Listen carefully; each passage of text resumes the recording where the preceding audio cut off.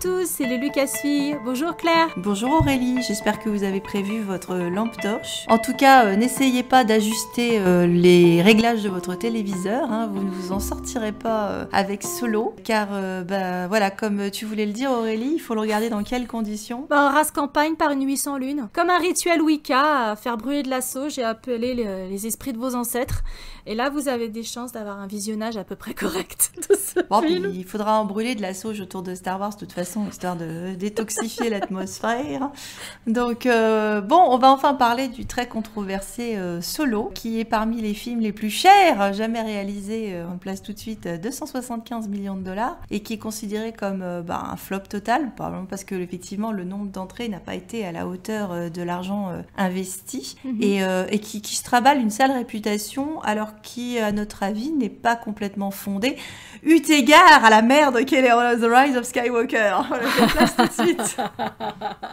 Non, mais c'est vrai que déjà le budget de Solo était pas censé être aussi colossal si les deux réalisateurs qui avaient commencé le travail n'avaient pas été remerciés en cours de route. Et quand Ron Howard a repris le flambeau, il a pas dû compléter les rushs, il a dû retourner des trucs en intégralité, ce qui fait que le budget a quasiment doublé. Et il a rapporté 490 millions ou 500 millions de dollars, ce qui est pas déshonorable, mais qui est vraiment une contre-performance par rapport aux autres films Star Wars. Donc clairement, il a pâti d'une campagne marketing beaucoup trop tardive, de l'effet Dernier Jedi, qui a beaucoup énervé les gens, et d'un calendrier pas très favorable. Il est sorti trop tôt après le Dernier Jedi en plus. Il n'y avait pas suffisamment d'attente qui avait été créée. Et puis surtout, il était quand même, accompagné de beaucoup de rumeurs, de problèmes de prod. C'est vraiment un film qui a eu du mal à sortir, hein, tout simplement. Maudit. C'est tous comme maudits. Oui, mais tu vois, eu égard aux problèmes de prod, là, justement, on en connaît un autre de film qui a eu quelques problèmes de prod jusqu'à la dernière minute. Ouais. Mais encore une fois, je pense que le résultat est compétent, décent, tout à fait correct, tout à fait acceptable. Et d'ailleurs, les critiques, surtout les critiques américaines, étaient assez bonnes. Alors, t'as ceux qui ont chié sur le fait que, quand même, il y a un défaut d'éclairage, que la palette est monotone, froide, que les interprètes sont pas bons, que ceci, cela. Bon, déjà, je trouve que c'est injustifié. Certes, le film est globalement sombre, mais t'as quand même plein de moments où on y voit bien. C'est juste qu'il y a un parti pris d'une photographie assez froide, assez léchée, et c'est pas forcément ce qu'on associe au personnage haut en couleur de Han Solo, en fait. Enfin, haut en couleur, hein. T'as vu sa garde-robe? Non, mais je parlais plutôt du tempérament. Moi, j'étais plutôt branchée tempérament, surtout avec le duo improbable avec Chewbacca. Et donc, je pense que ça a surpris les gens. Les critiques étaient assez bonnes. Je sais que l'acteur dont j'arrive pas à prononcer le nom, qui donc interprète Han... Alder Ehrenreich. Ah, respect. T'as vu ce magnifique allemand. Donc je le trouve tout à fait convaincant dans le rôle de Solo jeune. Il a repris des mimiques de Han Solo, sa physicalité, sans pour autant être un simple copycat et être dans la parodie, on va dire. Donc ça, c'était quand même... C'est pas Harrison Ford, c'est sûr. Mais il a pas son charisme. C'est-à-dire qu'ils n'allaient pas coller comme à la fin du Mandalorian. Harrison Ford n'aurait jamais accepté de faire tout le film comme ça, et puis qu'on lui colle un CGI dégueulasse sur sa tronche là, pour faire un deepfake sur l'ensemble du film. Enfin, c'était pas possible. Non, puis surtout, Harrison Ford, il a quand même fait savoir que... à part ce qu'on lui avait demandé de faire dans Le Réveil de la Force, et puis du coup il pouvait pas le savoir, mais son retour dans Tross, lui, Star Wars, il n'avait plus rien à avoir à en foutre. Il a fait savoir qu'il était content qu'il y ait des jeunes qui reprennent, et notamment un jeune qui reprenne le rôle de Han Solo. Il l'avait plutôt adoubé d'ailleurs, le ptio. Hein, il l'avait rencontré pour qu'il parle du personnage et comment une version jeune pourrait fonctionner. Sachant qu'en plus au scénario c'était Lawrence Kasdan et son fils, donc quand même Lawrence Kasdan, on lui doit un certain nombre de scripts. Ils ont fait vivre Solo. Parce que c'est quand même lui qui lui a donné un peu sa profondeur, etc. dans l'Empire contre-attaque. Oui, c'est sa meilleure interprétation, un Solo, c'était celui-là. Après, moi je l'aime beaucoup dans l'épisode 7, en Vieux désabusé. C'était à nouveau un scénario de Lawrence Oui, mais Kasdan. dans la trilogie originale, c'était son moment de gloire. Oui, clairement, parce que dans le 6, il se demande ce qu'il fout là, mais tout ça pour dire que justement, sa relève n'a pas démérité, à mon sens, même s'il a été beaucoup hué, etc. Il a quasiment quasiment rien fait depuis d'ailleurs, ce jeune Adrien. Et puis non, les effets spéciaux sont quand même, t'as des séquences à couper le souffle sur lesquelles on va revenir. Je sais pas ce que ça donnait sur grand écran, je ne l'ai pas vu sur grand écran, mais le Blu-ray à la maison, ça passait. Ça passait même très très bien et ça reste un bon spectacle. Moi j'ai vraiment eu plaisir à revoir ce film pour préparer le podcast. Ah, mais oui, c'est vrai qu'il y a aussi tout ça. C'est-à-dire que si on le replace, parce que comme toi à l'époque t'avais pas encore mordu au dernier Jedi, etc. Non, tandis que Bibiche, elle guettait la sortie. Et que moi je me replace dans le contexte, on voyait sortir les premières images, et ça on va le placer tout de suite. C'est un parfait compagnon au dernier Jedi ce film. Le nombre de scènes que ça reprend et de parallèles que tu pouvais faire. Et quand on a eu les premiers design d'Enfys Nest, on s'était pris le chou, je me souviens tous, à essayer d'analyser en quoi ça allait être lié ou pas à Kylo Ren. Parce que c'est vrai que cette visière monochrome, enfin ce design-là, on disait mais est-ce que par hasard, comme c'est un personnage qui va croiser la route de son papa, ça pourrait pas être l'origine finalement du casque, parce que le casque doit très peu au design de Vador, celui de Kylo Ren. Et il y avait une certaine parenté entre le casque d'Enfys Nest et le casque de Kylo Ren. Et donc du coup, on avait fait plein de théories là-dessus. Et bon. Bah, pour l'instant non, en sachant que Enfys Nest, ils auraient tort de pas l'exploiter davantage dans l'univers étendu, parce que c'est vraiment un personnage hyper intéressant. Oui et non, parce que tu vois, avec la révélation du coup qu'on avait eue, parce qu'on savait pas ce qu'on allait avoir comme révélation sur ce personnage avant, si ça peut avoir donné en germe le masque de Kylo Ren, ça reste justement une piste intéressante. Peut-être qu'on prévienne qu'il y aura pas de partie non spoiler, ah ouais, parce que voilà. C'est du Star Wars, on part du principe que vous l'avez tous vu. Hein. Sinon, ça nous permet de dire tout de suite que là. Personne ne couche. Voilà, je le place tout de suite. Personne ne couche. Il y en a qui ont eu couché, mais pas pendant le temps du film. Non, c'est du Star Wars. Voilà, ça va placer. Mais il y a des gens qui meurent. C'est du Star Wars. Voilà, il n'y a pas de souci.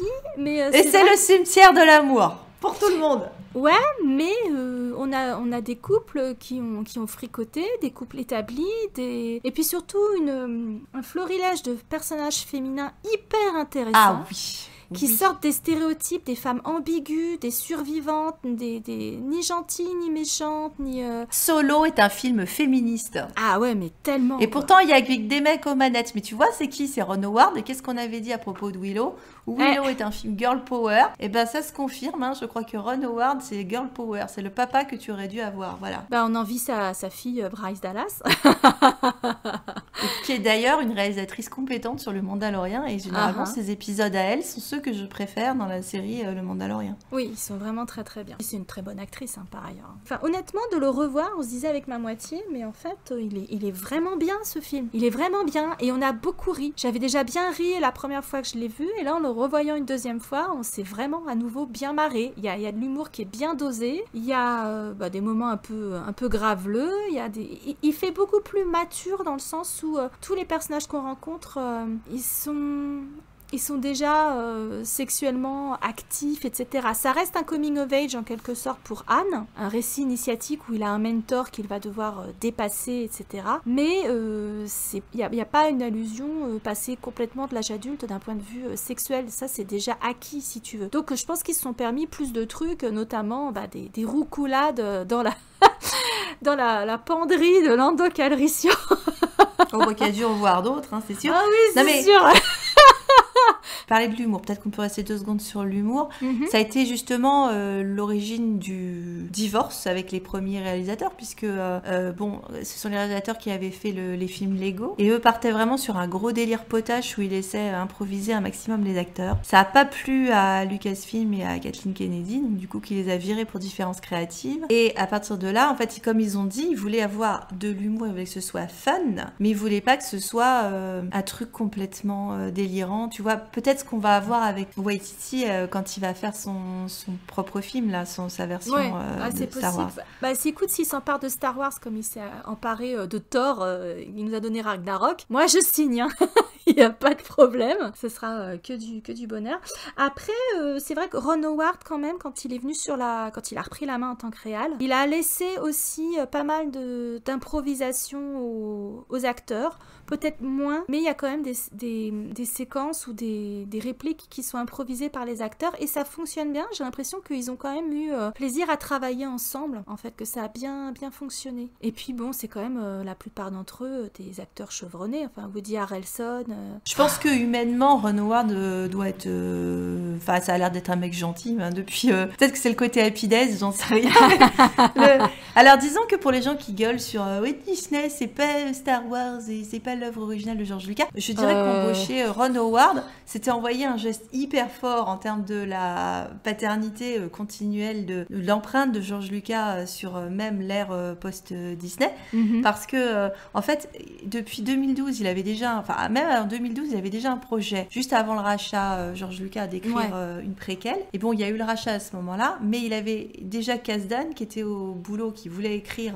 il voulait faire un film sur Han Voilà, Solo, il devait faire ça. Et comme il s'est retrouvé aux manettes avec J.J. Abrams, en tout cas à la plume, avec J.J. Abrams à écrire Le Réveil de la Force, c'est là que, comme tu l'avais dit Aurélie, il a passé la main à Fiston. Mais bon, voilà, c'est un peu la même chose, hein, donc ça reste dans la famille. Hein. Et donc mettre Ron Howard, qui est quand même un vieux complice de George Lucas, puisqu'il était dans son premier film American Graffiti, qui lui a confié après donc la réalisation de Willow, qui était un bébé de George Lucas. Bon, on sait très bien que Ron Howard était probablement au téléphone fréquemment avec George Lucas pour ce film. On reste, oui, ça reste dans la famille, hein. Exactement. Et il y a même un côté, je trouve, en particulier au début, je trouve qu'il y a un côté American Graffiti. Ah bah oui, avec le speeder.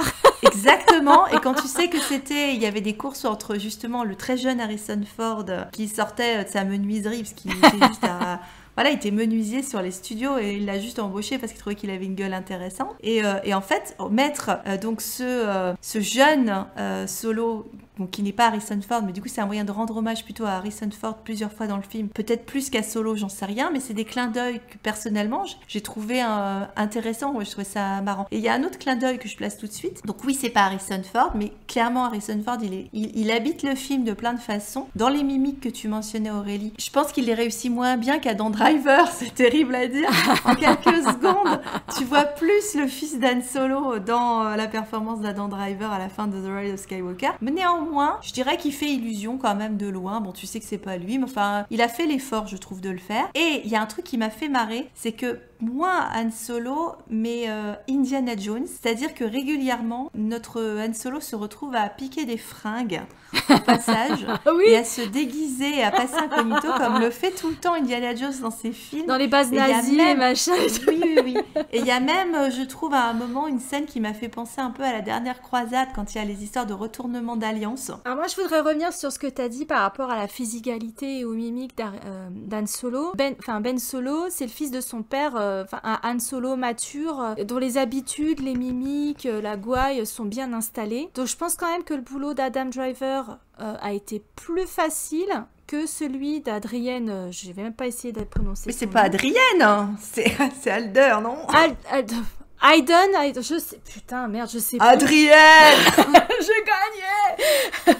Même pas mal. Qui lui devait inventer un solo pas encore complet, tu vois. Donc en fait, il y a des trucs qui sont plus hésitants, il y a des trucs qui sont pas encore mis en place. Et ça, c'était intéressant aussi. À un moment donné, au lieu de dire qu'il a un mauvais pressentiment, il dit j'ai un bon feeling sur ce truc, alors qu'ils sont en plein maelstrom avec la créature de Cthulhu qui essaie de les attraper, genre ouais, j'ai un bon feeling sur ce truc. Et tout le monde le regarde, genre mais il est cinglé celui-là ou quoi. Donc je pense qu'il y a un jeu aussi comme ça, et que c'était plus difficile d'essayer d'incarner un jeune Han Solo que le fils d'un Han Solo vieillissant, quoi. Au trait bien assis, bien posé. Bah, c'est-à-dire que de la même manière dont on avait parlé de comment on devient Leia, hein, là c'est pareil, effectivement, tu peux pas t'attendre à avoir Han Solo de 39 ans, ou je sais pas quel âge il est censé avoir quand on le rencontre, 35 ans, enfin... ouais, un truc comme ça, 13 ans de plus. 13 ans de plus que... Bah là, ça se passe entre 10 et 13 ans avant l'épisode 4. C'est 10 ans, ouais, c'est ça, c'est 10 ans avant. Une bonne dizaine d'années avant, ouais. Donc je veux dire, on a affaire... Déjà, quand même, on voit que le mec, il est arrogant comme c'est pas permis. Il lâche pas l'affaire. Il est démerdard. Il se sort toujours des pires situations. C'est du bout des ongles, bout des dents. Il est coquille, hein, voilà, c'est ouais, il y va le doigt au cul pour tout et n'importe... il est quand même vachement sûr de lui, avec sa grande gueule. Il est couillu, voilà, la meilleure traduction de coquille, c'est couillu, quoi. Ouais, c'est ça, il est couillu, puis grande gueule, j'essaie de t'entourlouper. Enfin, la seule fois où ça n'a pas marché, c'était face à son fils. Il essayait de la ramener à la raison et ça n'a pas marché, mais sinon il s'en est toujours sorti, tu vois. Donc, Bah et oui, enfin il s'en est toujours sorti parce il a toujours un filet de... Enfin, déjà il a du bol. oui, il a le cul bordé de nouilles comme Il a le cul bordé de nouilles. Mais c'était pour ça que finalement, il est bien écrit, enfin, il est tout à fait raccord avec le Han Solo qu'on a après. Ouais. Parce que, bon, comme on l'a dit plusieurs fois, c'est un sublime loser, notre Han Solo. Et donc, c'est ce qu'on a là, parce qu'il y a plein de fois où ça passe pas, où il est sauvé par son entourage, Oui. c'est déjà le cas ici, par une chance. Ah, c'est scandaleux. Que bon, voilà. Domino, la pote de Deadpool lui envirait presque, tu vois, ses potes. Et puis que ça reste un cœur d'artichaut, quoi. Bah ouais. Enfin, finalement, un personnage assez vulnérable. C'est pour ça que les gens qui sont persuadés que c'est juste l'aimant à minette, vachement sûr de lui. En fait, l'assurance, elle masque énormément de fragilité qu'on a vu poindre plein de fois dans l'interprétation de Harrison Ford. On avait parlé dans l'épisode sur la masculinité. Et là, tu le vois vraiment, quoi. Plein de fois. Ah bah oui, il est puis quand il est amoureux, quoi. C'est-à-dire que Kira, vraiment, il pensait retourner la chercher.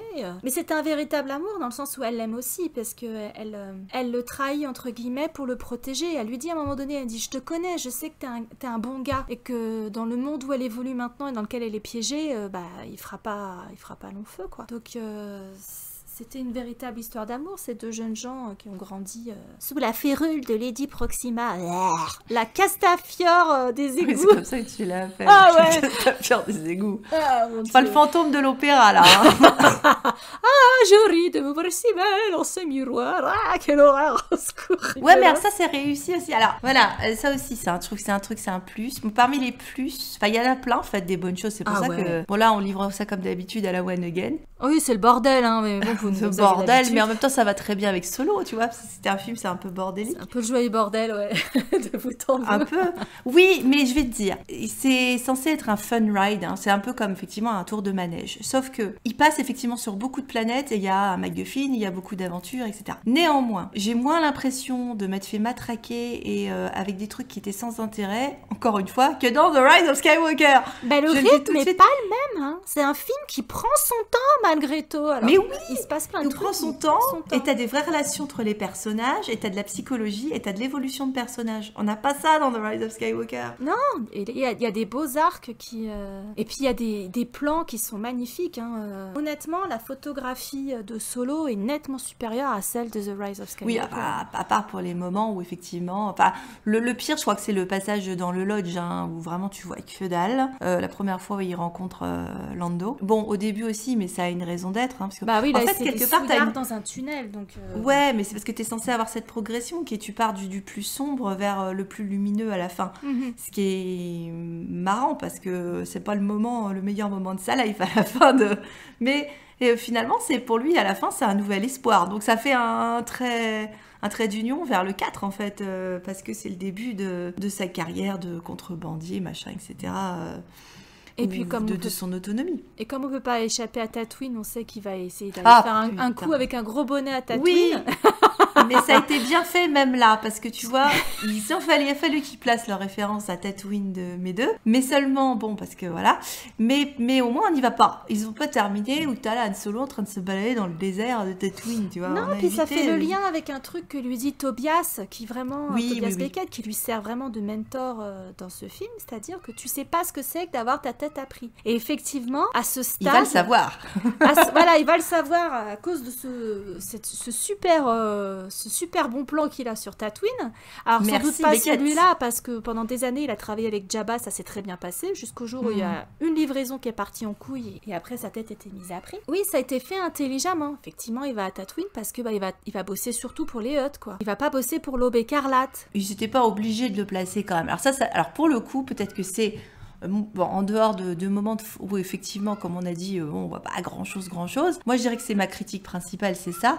c'est le côté placement fan service de on va expliquer tout et n'importe quoi. Le pire étant le nom de famille. Ça, très clairement, que ce soit l'Empire qui l'appelle Solo parce qu'il dit qu'il est tout seul, c'était un peu dommage. Ah, le recruteur était un latiniste.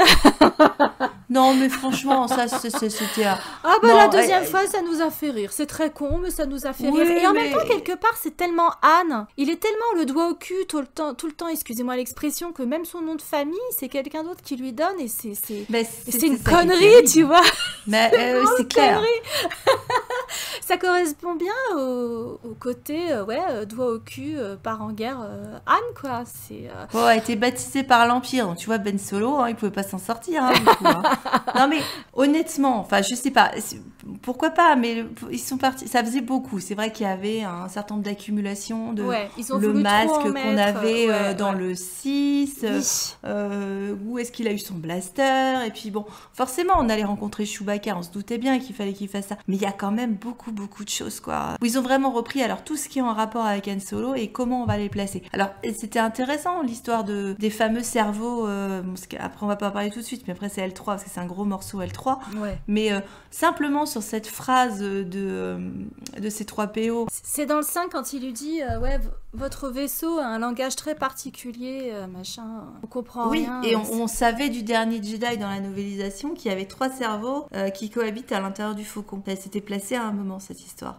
Et puis le fait que le faucon des fois s'éteigne, il est obligé de lui mettre un grand coup pour que le gros tas de boulons arrive à décoller. Et puis quand tu vois quand même que L3, elle a des petits pets de cervelle, des fois, des petits courts-circuits. Ah bah c'est parce qu'il faut lui faire des massages au faucon, il faut lui masser les sacro-iliaques régulièrement. Non mais c'est vrai, ils ont placé un certain nombre de phrases.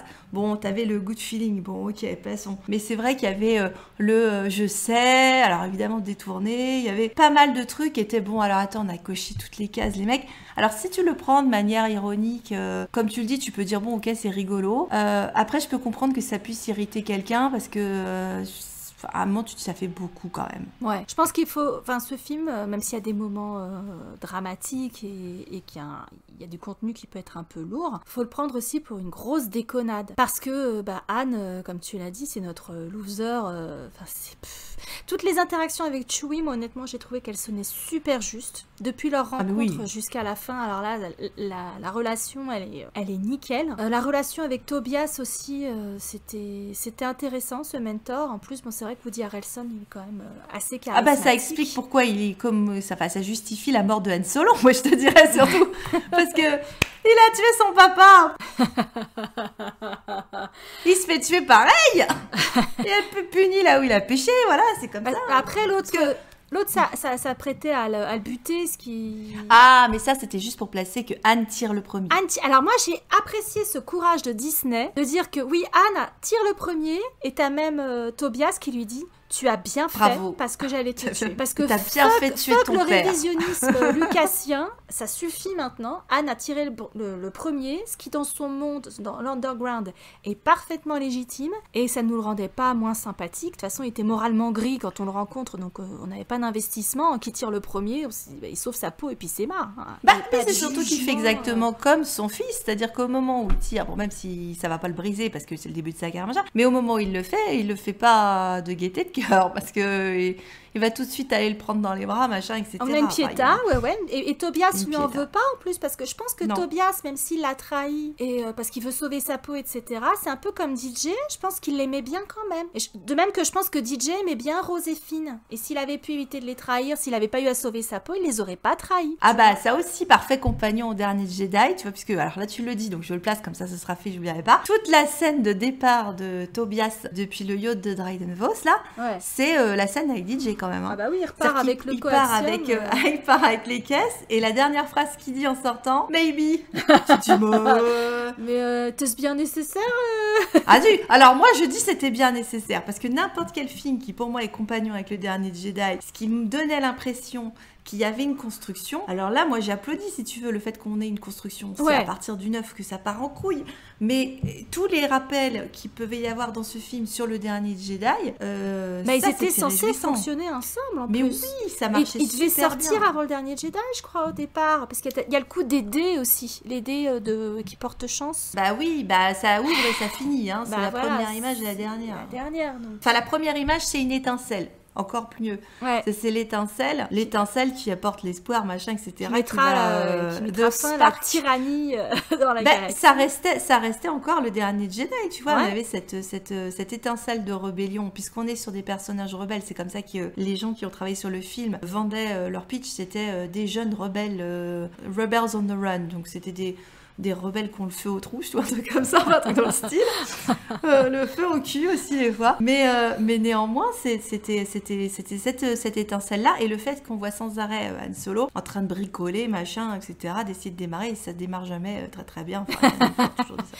Et c'était Il y bien. avait ces deux choses-là qui étaient présentes. C'était bien de le voir, à un moment donné, il se fait expliquer le coup de on va mettre du coaxium dans le moteur pour donner un coup de boost et s'en sortir. Donc c'est un excellent pilote, mais il n'est pas forcément à même d'exploiter au mieux toutes les possibilités ou les détournements. C'est pas un mécanicien, si tu veux. Donc je dirais que de façon rétroactive, ça justifie un certain nombre de choses que Rey a fait dans le set avec lui. Par exemple, balancer sur le moteur auxiliaire, tatati tatata. Dans Solo, c'est jamais lui qui a l'idée. Une fois qu'on lui expose l'idée, il comprend ce que ça va donner et ce qu'il va devoir faire lui en termes de pilotage. Mais c'est pas lui qui a l'idée. C'est Chewbacca, c'est Lando, c'est Tobias. C'est pas lui. C'est un excellent pilote, mais encore une fois, c'est pas le roi des mécanos. Anne. Donc, non, il roule des mécaniques. Oui, il roule des mécaniques. Pas le roi des mécanos.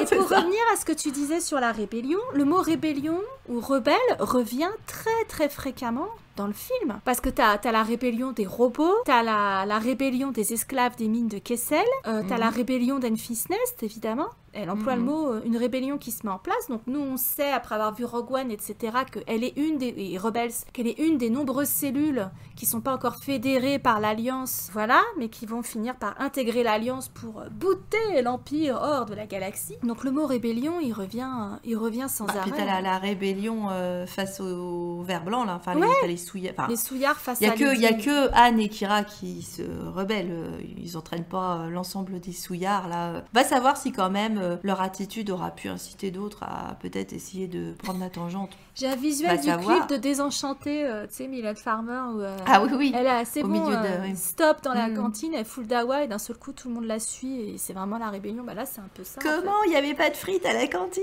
C'est un scandale. J'en ai marre de bouffer des cafards.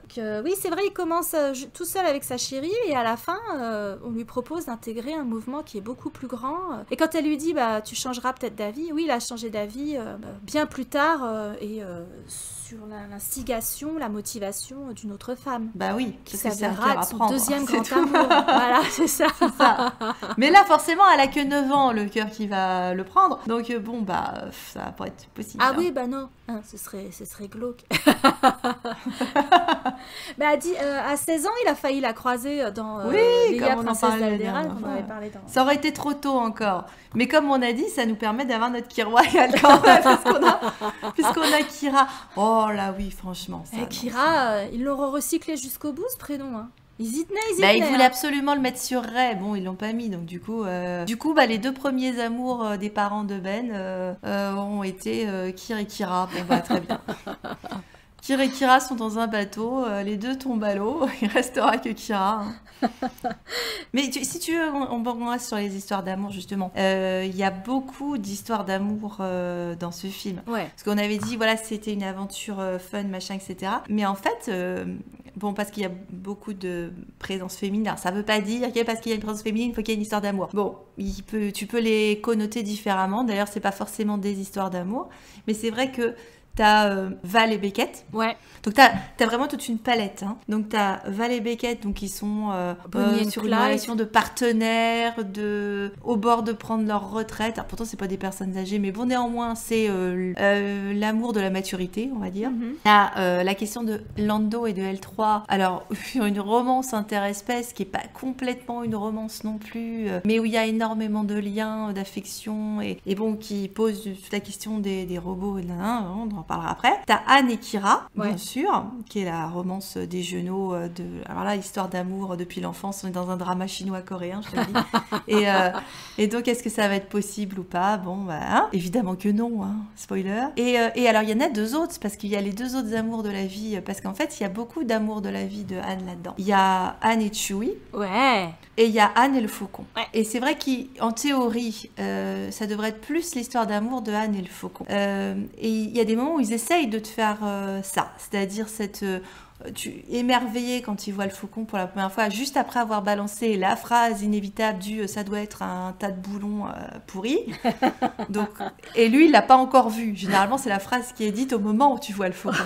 Bon, et là, pas de bol. Il se trouve que quand c'est Lando qui est en gestion, ça n'est pas un tas de boulons pourris. Par contre, quand lui il dit ce truc est un truc merveilleux plus tard, ironie de la situation, on est sur un sur un beau chiasme. Parce qu'effectivement, quand lui dit là, ah, mon faucon machin, tout le monde arrive, putain, c'est quoi ce tas de boulons, quoi. Donc une jolie inversion dans le truc. Et c'est vrai que là, il voit et c'est les paillettes dans les yeux, tu vois. Et ce qui est amusant, c'est qu'il y avait une légère allusion au faucon. Je sais pas si tu l'avais vu, du coup, je t'en avais parlé, mais au début, quand ils sont dans les galeries de Lady Proxima, là, du repère, de l'antre des vers blancs, il y a la manière dont les couloirs sont agencés. On dirait un peu le design des couloirs du faucon. Il y a une espèce de porte en rond, un peu comme dans le faucon. Enfin, j'ai essayé d'y faire gaffe, mais je t'avoue que ça m'a pas frappé. T'as pas vu? Ouais. Bah, voilà, je retrouve l'image pour voir si ça passe ou pas, mais c'est vraiment au tout début. Non, puis t'as plein d'allusions lourdingues du genre ah, ce vaisseau et moi, on est fait l'un pour l'autre. Oui, etc. Ah oui, t'en pinces pour le faucon, tu dis, ah, mais le sentiment est réciproque. Ouais. Bon, je sais pas à quel moment. Bon, apparemment, voilà. Et bon, la première fois aussi, il t'essaye de te mettre un moment, tu vois, épique. Et là, d'ailleurs, il te balance la musique. Parce que, bon, ça aussi, il faut qu'on le place. C'est un des rares films Star Wars où ça n'est pas John Williams qui a écrit la musique, puisqu'il s'agit de Powell. Sauf le thème des aventures de Han Solo. Ah. Celui-là, c'est John Williams qui l'a écrit. Oui. Et donc à ce moment-là, c'est vrai qu'il y a ça sort au moment, bah voilà, le thème sort au moment où il est aux manettes. Et donc on essaye bien de te montrer que voilà, c'est cette histoire d'amour pour Et d'ailleurs, il arrive très vite à remplacer le chagrin d'avoir perdu son amour de jeunesse par la reconquête du faucon. Autant il court après le faucon, il court pas après Kira. Ouais. Il courra pas après Kira après. Non. Il fera son deuil. Mais il va chercher le faucon. Il va le récupérer à Lando. Et de même que c'est très beau parce que Chewbacca ne l'abandonne pas. Il refuse de suivre ses frères Wookiee qu'il a aidé à sortir des mines de Kessel pour suivre sa tribu humaine. Parce qu'à un moment donné, c'est pour ça que c'est ça la vraie histoire d'amour du film. Bah ouais, c'est le fait qu'à eux deux, ils ont trouvé leur tribu, tu vois. Il a jamais été... C'était un souillard de Lady Proxima, mais à part sa relation avec Kira, les souillards, en fait, ils se tirent entre les pattes pour obtenir plus de nourriture, plus du machin. Il a jamais vraiment fait partie... Enfin, c'était pas tendre, c'était pas une famille, quoi. C'était la compétition entre les gamins. Et avec Chewbacca, parce qu'à un moment donné, il le dit dans le film, oui, Chewbacca, il recherche une famille ou une tribu. Et Beckett lui dit, quelle est la différence ? Parce que lui aussi s'est créé une espèce de famille autour de lui avec Val et comment il s'appelle Rio, l'Ardénien. Donc finalement, il pose la question, quelle est la différence ? En fait, il n'y en a pas. Il n'y en a pas. C'est toujours le même discours de Star Wars. Oui, alors ça, c'est l'esprit Disney. Hérites, voilà, c'est ça. La famille que tu rencontres rencontres sur le chemin. Ouais, bien sûr. Et donc, du coup, au moment où Chewbacca... C'est normal que Disney te vende ça, vu qu'il massacre les parents dès qu'ils peuvent à la première minute. T'as intérêt à te faire une nouvelle famille plus tard, parce que sinon, t'es tout seul. Mais Pas parce qu'on part encore sur des gens qui n'ont pas de famille, enfin, qu'on est encore sur des orphelins. Ça aussi, pour le coup, d'avoir les souillards au début, ça faisait également un lien avec le dernier Jedi, parce que tu repartais sur des enfants abandonnés à la Canto Bight, quoi, qui doivent survivre. Voilà, ça reste des enfants exploités esclaves. Ça reste des exactement. Gavroches. Voilà, c'était tombé dans le caniveau, là, tu tombes avec Lady Proxima, là. Je préfère Fagin à choisir, mais ouais, donc il y avait cette réflexion là, et c'est vrai qu'ils me font marrer avec Chewbacca, l'interaction genre fais-moi confiance. Oui, c'est pas forcément une bonne idée. Alors, quand est-ce que je t'ai amené dans une galère ? À chaque fois, mon vieux. Dès le début, oui. Tout de suite. Fais-moi confiance, c'est un bon plan, c'est mes amis. Chewbacca est pas dupe, à un moment donné, il lui fait après la fameuse douche de la bromance. Chewbacca lui fait non, ils t'ont pris dans le vaisseau parce qu'ils ont besoin de moi, le Wookiee. C'est vrai qu'après il arrête pas de porter des trucs. Il fait manutention, porte-bagages Chewbacca pendant tout le film. Il est surtout déjà régulièrement mis au fer. C'est quand même souvent qu'il doit faire semblant d'être un prisonnier. Le nombre de fois que c'est utilisé, le pauvre, alors que justement son clan, son espèce a été asservi. Exactement. Et il veut veut pas être ça, il veut jamais être ça, et finalement, souvent pour aider ses copains humains dans la merde, il est obligé de rejouer les esclaves. C'est bon, il leur dur fait dans ça. le 6, quoi. Personne se pose la question de dur. comment il le vit en fait, parce que c'est Chewbacca. Donc... Et ça, c'est un peu plus, on en reparlera parce qu'on a prévu de parler de la novélisation. Et il y a des scènes coupées, donc du coup, on va pas trop les mentionner ici. On sait qu'elles existent, elles sont présentes dans le roman, et on en parlera au moment du roman. Et notamment, il y a beaucoup de choses qui sont présentes justement sur ça, sur comment Chewbacca ressent le fait d'être mis au fer. Plusieurs fois, c'est mentionné, si tu veux. Et je trouvais ça intéressant aussi. Mais là, du coup, on garde l'anecdote pour la novélisation. Mais ce qui était mignon, par exemple, dans les mines de Kessel, c'est au moment, en plein milieu du plan, en plein milieu du casse, Chewbacca qui va le lâcher pour aller... tu vois qu'il est vraiment en conflit et il finit par essayer d'aller libérer ses frères Wookiee. Et Han lui dit, t'as besoin de ça, et il comprend quand même, il lui en veut pas, il lui donne une arme, et en espérant se revoir, voilà. Et finalement, Chewbacca le choisit, lui, il dit au revoir au Wookiee, et il part avec... c'est la servitude volontaire avec son Han Solo, humain. ouais. Avec cette... Parce qu'il a compris qu'il fallait falloir le protéger, le petit gars, là. Parce il se fout dans des merdes, pas possible. Bah oui, il dit, voilà, il est pas bien équipé, j'ai un plan et tout. Quand est-ce que je t'ai déjà fait une entourloupe? Bah tout le temps. Et en plus, il le redit dans le set. Alors, quand est-ce que je t'ai fait une entourloupe? Machin, hein. Et Chewie, il est tellement énorme. Bah il a jamais fait d'entourloupe à Chewbacca, en fait. Il a toujours, mais c'est toujours des plans foireux, quoi. Oui, c'est toujours des plans foireux. C'est des plans vaseux, même, pour rester sur leur première rencontre. En fait, la vraie Belle et la Bête de tout Star Wars, ça n'est pas Reylo, c'est Chewbacca et Han Solo, quoi. Parce que c'est vrai qu'il est livré à la bête, dans le fond de son trou vaseux, ce qui est absolument épouvantable pour un Wookiee avec son poil qui lui colle au pâté aux fesses. Et alors, ça nous permet de savoir comment il communique, parce que on a droit à Han Solo qui parle... Shriwook. Oui, voilà. Shriwook. Le Wookiee, je vais dire, parce que je vais être feignasse. Voilà, on a droit au moment. Il le fait aussi bien que moi quand je grogne. Ça me rassure. Je me dis que je peux arriver à me faire comprendre par un Wookiee, tu vois, ça me fait plaisir. Moi, ce que j'ai bien aimé, c'est que dans leur combat, à un moment donné, c'est Fight Like a Girl Club, tu vois. Ils sont dans la boue, et alors l'autre, il n'hésite pas à tirer les cheveux, à mordre et tout. On dirait, c'est pas comme c'est pas le combat le plus sexy du monde, hein, ça c'est sûr. En même temps, face à Wookiee, qu'est-ce que tu veux faire, quoi? Non, c'est surtout ce qui est l'ironie du truc, c'est que il lui vend le plan que il faut absolument qu'ils aillent sur le vaisseau, machin, c'est leur ticket de sortie. Et il dit, ouais, reste avec moi, tu vas voir, j'ai des amis, je vais t'emmener loin. Sa seule valeur ajoutée à Han Solo, c'est le Wookiee. Ouais, c'est ça.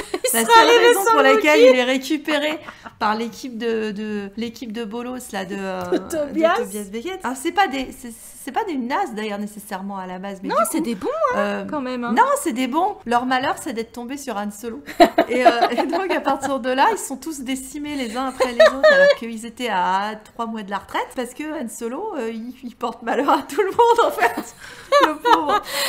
Mais c'est vrai, c'est ce que j'en déduis, parce que en fait tout allait bien dans leur vie, quoi. Ils étaient quand même souvent emmerdés par Enfisness. Et si Enfisness n'était pas arrivé pendant le braquage du train, donc là on est en plein western, on va y revenir, ça marchait en fait, ils réussissaient leur braquage, il n'y avait pas de problème. Mais comme l'autre elle est venue foutre sa merde, au lieu d'attendre, comme l'a si bien dit ma moitié, qu'ils aient fini leur casse et de leur tomber dessus un peu plus tard pour leur voler le coaxium, que c'était quand même vachement... Parce que là finalement personne n'a gagné la cargaison, quoi. Elle a explosé sur une falaise. Je trouve que ça a pas fait tellement de dégâts, moi, quand tu vois qu'un micro machin il fait un gros pet, finalement, à part montagne, tu penserais que ça ferait à moitié exploser la planète. Mais si ouais, tu veux, c'est ça, truc, parce qu'il y avait quand même une bonne quantité de...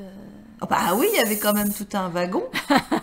Alors après, il était raffiné, hein. C'était pas le brut, oui. le coaxium brut qu'il trimballe après dans la deuxième partie du film. Dans la partie what the fuck. Le moment où je dors, moi, le Kessel Run. Ah alors non, ça aussi, tu vois, avoir voulu passer... C'est vrai, parce que tu vois, avoir voulu passer le Kessel Run, parce que tu sais, qu'à chaque fois qu'il est là à dire en 12 parsecs, machin, mon Kessel Run, moi, généralement, ces moments-là, je dors. Je m'en fous de leurs histoires de parsecs, pour moi, c'est juste un running gag. Et donc, pouvoir nous expliquer c'est quoi, parce que tout le monde demandait c'était quoi ce Kessel Run. Bon, moi, je me suis jamais posé la question. Et ben, j'avais raison de pas me la poser, parce qu'effectivement, voilà. Moi, cette partie-là m'intéresse pas du tout. Toi, t'as bien aimé. Elle est spectaculaire, cette séquence, quand même. Ah si, c'est du pilotage. En plus, à un moment donné, t'as des vieux bruits de casserole quand il retourne le faucon et qu'il envoie valdinguer un taille dans... Ça fait jeton. Ah oui, bah il y a des vuvuzela aussi qui sont utilisés en musique. Je crois au moment où t'as le monstre. Alors ça aussi. Alors, juste pour ça, juste parce que t'as droit à ton monstre chelou, parce que Han Solo, pareil, ne peut pas se balader dans son faucon sans tomber sur un monstre chelou. Quand c'est pas des Mynock ou la limace de l'espace ou un ratard, Il faut que ce soit cette espèce de truc gigantissime là avec des moultes yeux. Ce qui est un moment rigolo, hein, très dessin animé quand ils sont là en train de hurler parce que t'as un œil. C'est le moment Scooby-Doo du film où ils sont là tous dans leur capsule, là en train de voir un œil qui s'ouvre. Bon, ouais, c'était voilà. le moment Cthulhu pour moi, mais c'est ça. Mais moi, j'ai beaucoup aimé ce passage parce qu'en plus, c'est sympa de voir des endroits dans la galaxie où vraiment la navigation, elle est extrêmement difficile. Finalement, c'est assez rare quand on explore ça. Oh, écoute, pour aller sur Exegol, quand même, c'est compliqué. Oui, mais c'est arrivé après. Là, c'était la première fois. Oui. Tu vois ? Donc, du coup, moi, ça m'a fait plaisir de voir une singularité, un puits gravitationnel au milieu d'un maelstrom, etc. Et puis, alors, le puits gravitationnel, ce qui était marrant, c'est qu'il s'appelle The Maw. Alors, quelque part, moi, ça me faisait penser à Darth Maul qui déboule à la fin. Et en plus, c'est son code couleur. C'est en noir et rouge. Tu sais pourquoi il serait rouge, le puits gravité, pas forcément. Je me suis demandé si d'une manière subliminale, ça annonçait pas l'arrivée de Darth Maul à la fin, tu vois. En plus, Darth Maul, la dernière fois qu'on l'avait vu, il était tombé dans un puits. Hein. Oui. Donc, puits gravitationnel. Ouais, c'est... Tu vois, ouais, d'un truc, je me suis demandé. J'avais pas vraiment pensé à ça. Enfin, moi, cette séquence, je l'ai vraiment trouvée hyper réussie, les effets. Mais comme l'attaque du train, enfin, franchement... Ah, l'attaque du train, non, je l'adore. Non, l'attaque du train, elle est belle. Spéciaux, c'est tellement beau, les paysages. Ils ont tourné en paysage naturel. Ils sont allés en Italie, ils sont allés en Espagne. Aux Canaries pour la fin. Ouais. Ils sont, enfin, franchement... les paysages sont beaux. La prod, elle est vachement léchée, elle est belle. Non oui, puis ils ont utilisé beaucoup d'effets pratiques aussi. Ouais. Et ça, c'est agréable. Ouais, c'est bien. C'est super agréable parce que du coup, c'est quand même finalement assez immersif. Tu vois plein de bestioles. Alors, il y a des séquences qui ont été coupées comme... une partie de la course-poursuite sur Corellia au début. À un moment donné, ils sont à pied dans un marché et ils se retrouvent à devoir se planquer dans un tonneau rempli d'anguilles où t'as pareil un truc graveleux plus mature quoi. C'était assez drôle. C'est dommage parce que dès que t'as une course-poursuite dans un marché ou un souk, c'est vachement... Déjà, c'est souvent des séquences qui sont vachement toniques en termes de réal et puis c'est ancré dans la réalité. Limite, ça pue le poisson. D'ailleurs, c'est un élément de la course-poursuite, le fait de masquer leur odeur dans celle du poisson dégueulasse. Donc oui, c'est un film qui est quand même ancré, tu vois, dans une forme de réalité, je trouve. Et ça, je l'ai Le world building, il est joli. Ouais. Hein. Ouais. Tu peux pas profiter de tous les trucs quand ils sont là dans le verre d'un bis là. Ah oui. Voilà. T'as les créatures là, les Mimbanais là, tu les vois pas tellement et ils étaient très fiers de leur. Et ça aussi, j'aime beaucoup les costumes sur ce film. Ah oui, il y a des designs magnifiques. Dave Crossman et Glyn Dillon qui avaient réalisé aussi des costumes sur Le Réveil de la Force et sur Rogue One. Je crois que c'est à eux qu'on doit la cape d'Orson Krennic. Ah. Et ils ont réalisé plus de 1000 costumes. Donc c'est un des films où il y a eu le plus de costumes. Ce qui m'a sidéré quand tu repenses à la prélogie, au travail de Trichet, qui était sublime, quoi. Donc je pensais que c'était là où il y avait eu le plus. Mais en fait, c'est sur... il y a eu un budget costume sur Solo, quoi. Et le fait est qu'au niveau de... C'est les capes de Lando, ça. C'est toutes les capes de Lando. Ouais. Non, mais pas seulement, parce que le design d'Amphisness... Ah, il est excellent. Ah bah, ils sont allés faire un tour... biker. Ils sont allés faire un tour au Quai Branly. Hein. Moi, j'avais vraiment l'impression qu'ils avaient fait un mix entre la galerie des arts océaniens et la galerie des arts africains. Quoi. Et des Amérindiens. Ouais, parce qu'il y a un mélange entre des tribus Navarro, enfin, en tout cas de l'Amérindien, du samouraï et des bikers. Et c'est vrai que toute la fin, tu pourrais être dans le désert de, je vais dire Mojave, parce que je sais jamais le prononcer, Mojave ou Mojave. Mais néanmoins, cette ambiance-là, vraiment, l'espèce de saloon au fond de nulle part. Là, ajouté au thème musical d'Enfis Nest, qui est extrêmement tribal. Qui est beau. Qui ne ferait pas tâche dans le Mandalorian, avec tous les thèmes inventés. Qui a un cœur bulgare. Il est impressionnant, ce thème musical. Hein. Il est super beau. Et tu vois, bon, t'es pas censé savoir que c'est une fille avant la fin. Mais c'est vrai que quand tu réfléchis, le fait qu'il s'est collé ces voix féminines, dès qu'on la voit arriver avec ce cœur de femme, etc., ça grille déjà la révélation finale, en fait. Oui. Parce que personne savait que c'était une fille. Hein. On pourra en reparler au moment de la novélisation, mais c'est vrai que c'était une... Et quand tu achetais le bouquin, tu sais, les livres des guides... Ah, le guide visuel ? Oui, le guide visuel. Ils ont gardé dans le guide visuel, on savait pas encore... Enfin, ils le révèlent pas non plus dans le guide visuel, que il montre pas son visage à Enfis Nest. Donc c'était vraiment une une surprise. Et c'est vrai que son design est super beau. Les vestes. Alors moi j'avais envie presque de sous-titrer ce film. Han Solo se prend une veste. Il s'en prend une. Mais il y a des vestes dans ce... Il y a des petites, vraiment des petites vestes en cuir, des machins, des choses comme ça qui sont super beaux. Il y a des trucs super beaux et les costumes de Qi'ra. J'adore celui qu'elle porte la robe. À Kessel. Non, la robe est jolie. Ah, mais son costume avec la cape rouge quand elle arrive en soi-disant vendeuse d'esclaves sur Kessel, elle est tellement badass cette tenue. Elle a plusieurs. C'est vrai qu'elle passe d'un côté au début punk, parce qu'ils sont tous les deux un peu lookés. Ambiance punk trashouille là, parce qu'évidemment ils sont couverts de taches, de sel, de machin. Bon, parce que c'est censé être un univers marin, donc ils sont tous dégueulasses. C'est un peu punk. Cyberpunk, punk. Après, quand on la revoit, elle est en femme fatale. Glamour à souhait. Voilà, tu penses à une Gilda ou à Ava Gardner. Donc ce style-là, ou alors à la grande époque glam rock du Studio 54, parce qu'en plus t'es dans cette ambiance toute dorée. Chez Dryden, discothèque. Ouais, exactement. Donc tu pourrais penser par exemple au look de Michelle Pfeiffer dans Scarface. Tu peux penser à cette ambiance-là. Et puis après, elle part effectivement en mode rock chic et dominatrix, là, vaguement. Ouais. Plus réussi que celui de Padmé sur c'est Kessel. Pas difficile en même temps. Je suis désolée. Et après, elle part en Barbara Stanwyck ou en John Crawford dans leur période western, avec cette robe noire, enfin cette espèce de combinaison pantalon noir avec le ceinturon machin. Et il y a vraiment toute une palette de vêtements et de montrer comment c'est un personnage qui s'adapte. Ah oui, c'est une survivante. Qui est fluide. C'est dit dans le film que c'est qui se métamorphose, qui peut se reconstruire, se réinventer. Et c'est pas notre Han Solo, parce qu'Han Solo, il se réinvente pas beaucoup au niveau du look en fait. Après, c'est toute l'ironie de dire c'est encore la même veste. Mais non, c'est une nouvelle veste. T'as changé tes cheveux. Ouais, mais toi c'est la même veste. Mais non, c'en est une autre. Qu'elle dit quand elle le revoit, est-ce qu'elle lui dit plusieurs fois le fameux je te connais, qui nous a été bien massacré après. mais c'est vrai qu'elle le connaît. Elle dit voilà, t'es un bon gars, en fait, t'es un des quand elle dit t'as pas changé, il a pas changé quoi. Et il revenait, tandis pour elle. Et il se serait cassé le nez à Corellia.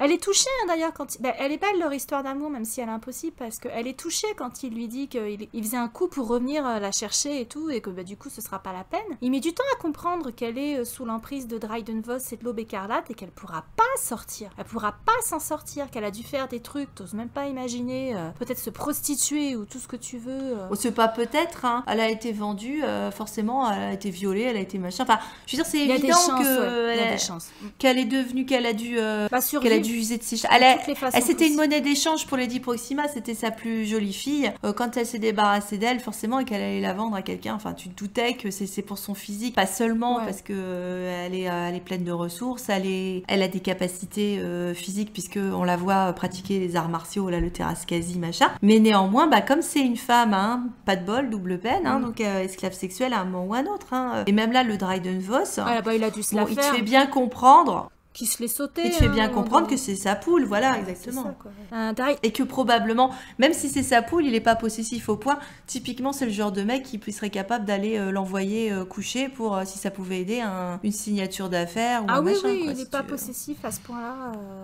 Mais il a confiance en elle. Du coup, la trahison, c'est d'autant plus difficile. Alors, c'est un personnage intéressant, Dryden Voss, parce qu'il est collectionneur. Donc ça, c'est bien. Notre esthète. C'est un esthète. Et puis, c'est Goldman Burr, encore un qui I love gold. Oui, parce que la tenue incroyable de la chanteuse plus ou moins de jazz là dans sa discothèque, où tout est doré, enfin, elle a un look incroyable, cette femme. Même le yacht, ce yacht phallique là qui est. Je vais te dire, le mec il a un truc à compenser. C'est à mi-chemin entre un phallus et une voile géante en fait. Et le design est assez beau d'ailleurs, il est assez surprenant, mais il est très très beau. Et puis moi, ce que j'avais pas remarqué la première fois, mais que ma moitié m'a fait remarquer quand on l'a revu cette semaine là, c'est que quand il est calme, on voit à peine ses cicatrices, et quand il s'énerve, ses cicatrices deviennent de plus en plus rouges, de plus en plus marquées. C'est ça. Ça c'était pas mal aussi, c'était assez stylé, je trouve. C'est pas un humain. Et il a les yeux jaunes. Humanoïde. Ouais, c'est un humanoïde, c'est pas un être humain. Ça t'est expliqué dans le bouquin aussi. Effectivement, ils le disent, ça, ce que ta femme a repéré, c'est-à-dire le fait qu'effectivement,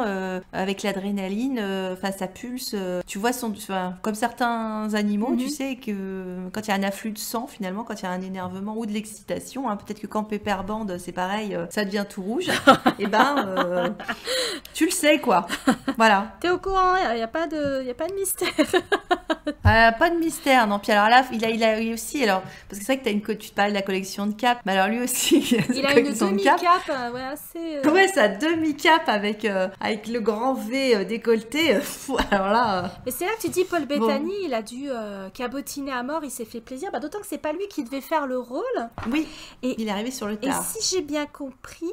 en fait, ils ont écrit le personnage pour qu'il soit comme celui qu'il a joué dans Gangster numéro 1 en l'an 2000. Donc c'est comme Paul Bettany qui reprenait un peu son rôle. Je crois qu'il a fait un peu le pied de grue pour avoir le rôle, hein, quand il a compris qu'il fallait recaster quelqu'un. Ouais. Bon, connaissant Ron Howard, hein, il a tourné avec deux fois. Lui, ouais, donc, copain, je pourrais pas vraiment le rôle. Il fait un très bon méchant en plus, avec son accent britannique, et puis il a quand même un physique, Paul Bettany, hein, ça fonctionne bien. Hein, donc, oui. Il est très bien. Moi, j'étais même déçue qu'on le voit pas davantage dans le film parce que c'est un méchant charismatique. Et peut-être que s'il arrivait sur le tard, tu sais, il avait peut-être pas beaucoup de scènes. Enfin, peut-être qu'il arrivait tard sur la production. Ouais, et puis en plus, en même temps, c'est le client, c'est le commanditaire. T'es pas censé le voir autrement qu'avant le job et une fois que le job est fini. Hein. Tu le vois pas beaucoup, mais c'est simple et efficace. Ah oui, c'est radical. Et en plus, c'est vrai qu'ils l'ont designé comme ces armes là, avec cette espèce de couteau machin affûté. Enfin, c'est vrai qu'il est tout affûté, tout en angle, avec effectivement ses stries et tout. Non, le design, il est bien. Et c'est vrai que tu vois derrière toutes les œuvres d'art, dont une armure mandalorienne. Donc, et un truc que j'ai essayé de regarder, que je voyais pas à l'écran, mais qui est dans le bouquin, c'est le fait que il a aussi ses ennemis, il les met sous formol, là, sous verre. Il garde... Ça, je l'ai pas tout vu, là, dans le film. Il y a des morceaux de corps, à un moment donné, tu te crois... Musée du Puitrin, t'as des trucs dans des bocaux, mais j'avais pas... D'accord, c'est ses ennemis. Écoute... C'est plus cabinet des curiosités, voilà. Puis ils bouffent des trucs chelous pendant tout... À chaque fois qu'on ça a pas l'air bon, ouais, c'est sûr. Essayez ça, vous m'en direz des nouvelles. What the regarde ta merde. Bon, après, c'est une galaxie. Je pense que les humains se sont habitués à manger des trucs que nous, on n'a pas. Hein. Mais, ça a peut-être bon goût, t'en sais rien. Hein. Mais ouais. Non, Dryden, il était intéressant. Ouais. Mais j'étais contente qu'elle s'en débarrasse et qu'elle devienne la boss. Il était intéressant, mais aussi encore en rapport avec le dernier Jedi. Parce que, encore, quelqu'un qui aime le doré, je disais en rigolant comme Goldmember, mais comme un certain Snoke. Et puis t'as évidemment, puisqu'on est en train de parler de ça, toute la scène finale. Bon, même si t'as le moment Tobias DJ qui est à peu près au même moment que la scène principale qui nous occupe, dite de la salle du trône, où t'as la même montée dans un ascenseur avec les deux personnages dans un ascenseur qui ont un échange. Alors il n'y a pas de tension sexuelle à ce moment-là, mais néanmoins ils ont quand même cette montée-là. Et là, t'as toute l'histoire du retournement d'alliance et de la trahison et de un qui demande, le chef qui a manipulé et qui tient par les, bon, pas par les burnes parce que là c'est Kira, mais qui tient en esclavage un des personnages, qui demande à sacrifier l'autre, quoi. Ouais. Et avec retournement de ça. Avec l'autre qui est persuadé qu'il va se faire crever, quoi. Qui dit attends, mais je vais me faire buter par ma chérie. Et retournement de dernière seconde. Et là t'es là, mais oh, ça ne non. Et donc bon, alors, voilà. Et là aussi c'était encore un compagnon d'eux, franchement, quoi. Et si je reste sur mon compagnon de la Jedi pendant que j'y suis, pour les gens qui l'auraient jamais calculé, la scène finale, qui est la même scène que le Force Bond, le dernier Force Bond, où t'as Rey qui ferme le faucon à la gueule de Kylo avec ses yeux de porg, t'as Anne avec des putains d'yeux de porg en train de regarder vers le haut. Donc c'est la même chose, l'homme en bas, la femme en haut, et la femme qui s'en va dans le vaisseau.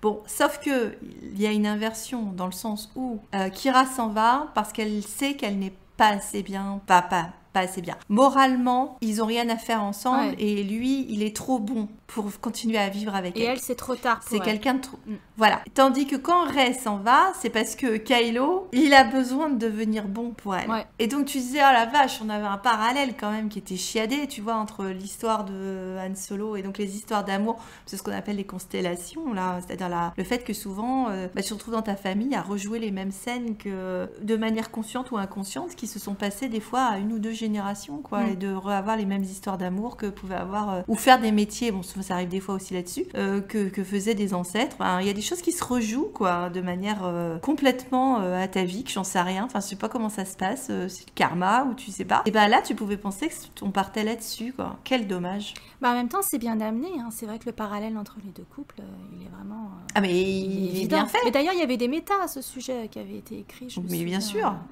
qui étaient très bien foutus.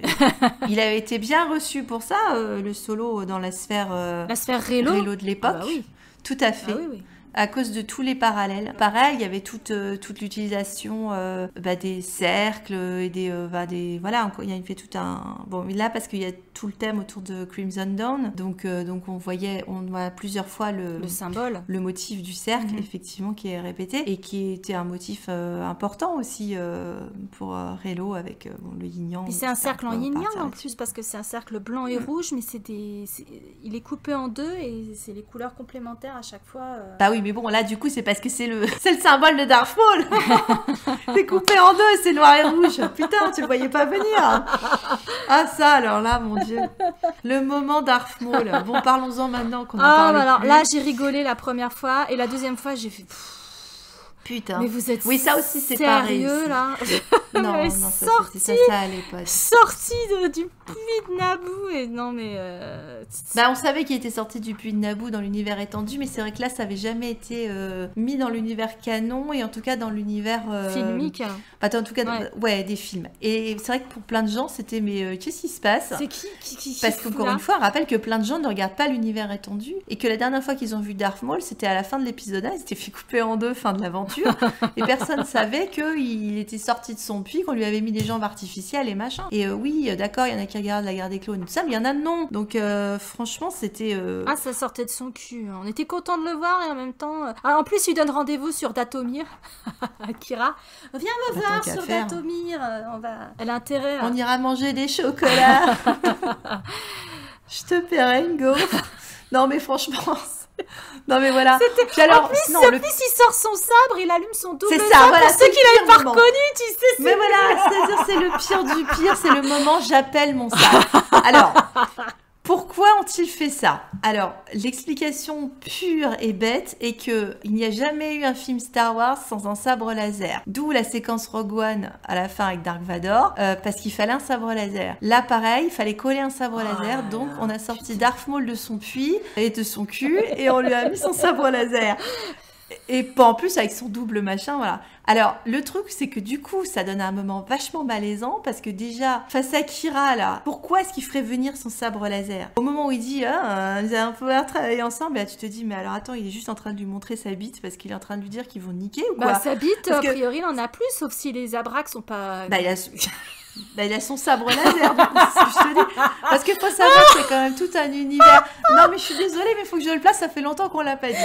Il y a quand même tout un univers où il y a des gens qui sont comme des oufs sur le Zabrak. Il faut les dire, il y a des gens qui fantasment sur notre Zabrak, là, hein, quand il était un peu plus jeune. Et moi, j'avais vu passer du fan art et il y a des fanfictions. Alors, il y a des fois, il y a des fanfictions avec des gens qui font des trucs pas très catholiques avec des sabres laser, disons-le quand même. Que même Ryan Johnson, il a pas osé, hein. Il n'a pas osé, non, mais bon... Pourtant, il est allé loin dans ce qu'on peut faire dans un film Star Wars et Disney, mais... Bah, on pensait, mais tu vois, là, du coup, l'autre, il appelle son truc et dit j'ai hâte de travailler en toute intimité. Bah, travaillons en toute intimité. Et l'autre, bon, allez hop, elle ravale sa chic et allez hop, on y va sur Dathomir pour se bouffer une gaufre. Mais non, mais... Bon, et j'avais cette conversation l'autre jour avec mon fils qui me dit ouais mais de toute façon Kira elle se fait tuer par Dark Maul et je lui dis mais non t'as vu ça où toi? Bon il a vu ça quelque part. C'est une possibilité. Demande à maman qui est spécialiste. Alors c'est une possibilité mais non parce que du coup par acquis de conscience professionnelle je suis allée me renseigner et Darth Maul meurt comme chacun sait ou pas donc je vous le place au passage si vous n'avez pas vu Rivers mais il est mort sur Tatooine parce que tout le monde crève sur Tatooine. Donc il est mort sur Tatooine dans les bras d'Obi-Wan. Coupé par Obi-Wan, mais dans l'autre sens. Voilà, bah, dans tous les sens. Juste pour être sûre. Devant, derrière, au-dessus, dessous, elle s'est fait mettre par Obi-Wan un nombre de fois. Il venait toujours en redemander, tu me diras. Il n'y en avait jamais assez. Hein. Je pense que c'est la vraie bromance du truc, c'est Obi-Wan et Darth Maul. Oh my god. Et donc... Non mais quand même, ça faisait longtemps qu'on n'était pas allé dans un délire. Mais néanmoins, il est mort sur Tatooine. Et bah Kira, elle a continué d'exister. Et les dernières nouvelles que j'ai pu voir de Kira, je ne sais pas si c'est canon ou pas, ça doit être dans des BD, j'en sais rien. À un moment, elle a essayé de racheter Han Solo quand il était dans sa carbonite. Ah. Donc elle a survécu à Dark Maul et elle est devenue la patronne de Crimson Dawn. Eh bah, on savait qu'elle irait loin, Quelle Mémère. destinée. Ah ouais, un cercle Elle est et allée arc. loin, mes mères. Ah ouais. Elle a fallu se racheter son boy toy, tu sais. Elle l'aurait collé dans son salon comme Dridon si elle avait sa collection. Parce que ça aussi, ça faisait partie des allusions finalement. Le fait d'avoir le méchant esthète, bon bah c'est notre Jabba avec sa galerie d'art. Et la seule œuvre d'art qui était exposée, me semble-t-il, dans le palais de Jabba, c'était Han C'était Han Solo. Solo, sa déco préférée. Ah bah c'est sûr, en termes d'esthète, c'est pas Palpatine ou Dryden Voss, hein, Jabba, c'est... Non. Bah si, son esthétisme, c'est d'avoir des jolies filles attachées à son... attaché à sa queue pour se poignet, on sait rien. Mais il avait mis Han Solo comme décoration. Et d'ailleurs, quand Kira fait le deal sur Kessel, où t'as l'autre qui bave littéralement sur elle, là, Oui. le gros dégueulasse de paille qui espère faire la botte, là... Elle lui a avant de fait se la faire botte de botter le cul. Nevers. Ouais, exactement. Elle lui a enfoncé la clé là où je pense.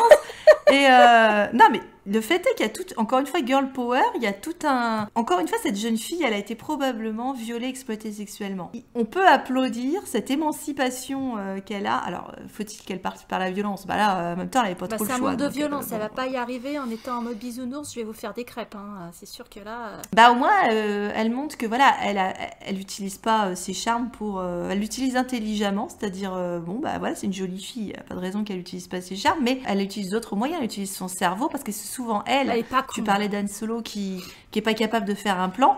Quand ils sont tous les deux dans le salon en train de... Parce que là, il est en train ouais, est-ce qu'on pourrait pas essayer de récupérer du coaxium en fait, il en a aucune idée. Oui, il dit de la Et merde c'est pour elle, sauver sa peau. c'est elle qui lui... Il la regarde avec un air désespéré. Aide-moi, là. Bon, elle le connaît suffisamment Déjà, et dès le elle a début, les connaissances. Dès le début, quand il jette le caillou dans la vide de Lady Proxima, juste avant, Mais il lui oui. fait attends, c'était ça ton plan? Ton plan de merde Bah, de lui prendre faire un un- caillou, faire genre j'ai un détonateur thermique, t'es sérieux, c'est ça Bah, ton comme plan? ça chérit plus tard, mais au moins ça chérit plus tard quand elle arrive dans le palais de Jabba. Elle en a a un vrai détonateur thermique. Voilà, mais lui il fait clic-clic avec Ah bah la lui bouche. c'est un solo, Mon c'est le Dieu. doigt au cul, on l'a déjà dit, hein, de toute façon. Et donc c'est la fille qui lui fait tout le plan, quoi, en fait. Et c'est elle qui lui trouve le truc, et c'est Chewbacca qui trouve Savarine, l'endroit où raffiner, parce que lui, il sait rien de rien, de rien, de rien. Et puis c'est pas à l'académie qu'il a appris quoi que ce soit, à l'académie de pilote. Bah, il a rien appris, Il s'est fait virer, déjà, dégager, alors, non, mais c'est- dans une scène coupée d'ailleurs. Mais non, la seule chose qu'il a pour lui, bizarrement, c'est un certain sens moral, parce qu'effectivement, quand ils sont à Verdun, et qu'on les envoie dans les tranchées... dans Ça a la boue- vraiment été filmé dans des tranchées d'ailleurs, hein, des tranchées en Italie, à Cortina d'Ampezzo, dans les Dolomites. Ah bah ça se sent, hein. Et c'est aussi un moment où tu vois pas grand-chose. Ouais, mais on est quand même, on a des travelling arrière, les Sentiers de la Gloire, / un non-dimanche Oui, de mais c'est ça. fiançailles. On est vraiment à Verdun, t'as raison de le souligner. C'est exactement ça, tout à fait. Mais c'est vrai que quand il est là, lui, la seule chose qu'il trouve à dire, c'est justement quand on lui donne les ordres, bon, bah allez, on va aller leur mettre la misère au Mimbanais, là. Il faut qu'on affronte les hostiles. Il dit, mais c'est nous les hostiles, c'est leur planète. Bon, sédition, hein. Normalement, elle aurait dû être envoyée direct au Newf ou se faire il fusiller. y atterrit quoi, en 2 fait. minutes après dans la gamelle de Chewbacca, donc... Non, mais il a un autre truc pour lui, c'est qu'il a jamais l'affaire, Anne. Une fois qu'il a repéré Tobias et sa clique dans les tranchées, là, où tous les autres demandent de partir au front, t'as le capitaine qui se fait exploser, là, ou je sais pas quoi, le lieutenant. Bah, c'est vraiment la Première Guerre mondiale, quoi. Allez, on va monter au front, boum, boum, boum, il y a plus personne. Et il remarque Tobias qui joue du pistolet comme un desperado, quoi, machin. Il se dit, ceux-là, ils sont plus dans le Survivor. Puis il comprend très très vite que c'est pas du tout des soldats. Il sort d'un film de John Woo. Ça n'est pas logique. / John Wayne, d'ailleurs, parce Oui que aussi, les emprunts oui, un au western peu. sont quand même... Alors, c'était revendiqué déjà par Kathleen Kennedy. Visuellement, ils sont mais juste partout, sauf dans la séquence Verdun, où t'es plus quand même, ouais, voilà, les Sentiers de la Gloire, quoi. Mais sinon, t'as les gros plans sur Reagan. J'attendais presque les meules de foin, tu sais. Les tumbleweeds. T'as l'attaque de train. Ah bah. Enfin voilà, l'attaque de train, c'est un grand classique aussi. Alors j'avais lu qu'une des inspirations avouées d'ailleurs, c'était Frederick Remington, qui était un peintre de l'Ouest américain du 19e siècle, qui avait notamment inspiré la charge héroïque de John Ford avec John Wayne. Donc on est à fond dans le... Même quand ils se font la popote, je sais pas si l'Ardennien il leur prépare des haricots sur son réchaud là, tu sais, la veille de faire leur attaque de diligence, de train.